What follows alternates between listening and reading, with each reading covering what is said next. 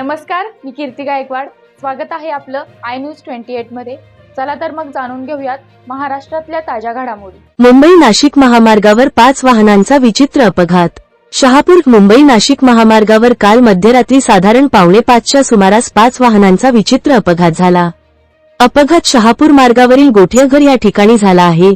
या अपघातात साधारण 17 जण जखमी असून 3 जणांचा जागीच मृत्यू झाला असून 14 जण जखमी असल्याचे समजते, तर 8 जणांचे प्रकृती अतिशय गंभीर आहे. जखमींना उपचारासाठी नजदीकच्या शहापूर उपजिल्हा रुग्णालय येथे दाखल करण्यात आले आहे. मिळालेल्या माहितीनुसार खाजगी बस, टेम्पो, मालवाहतूक वाहन व इतर 2 खाजगी वाहने अशा 5 वाहनांचा विचित्र अपघात झाल्याचे समजते. इंडिया न्यूज 28 साठी सुनील महाजन, शहापूर प्रतिनिधीची रिपोर्ट.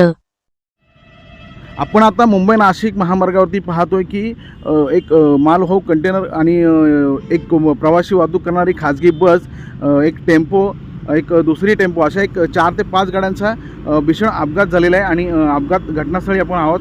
आपण जर आता अपडेट घेतले तर सध्या अशी माहिती मिळते की ज्या बसमध्ये प्रवासी होते, खाजगी बसमध्ये, ते प्रवासी जखमी झालेले आहेत आणि त्यांना उपचारासाठी शहापूर उपजिल्हा रुग्णालयात दाखल करण्यात आलेले आहे.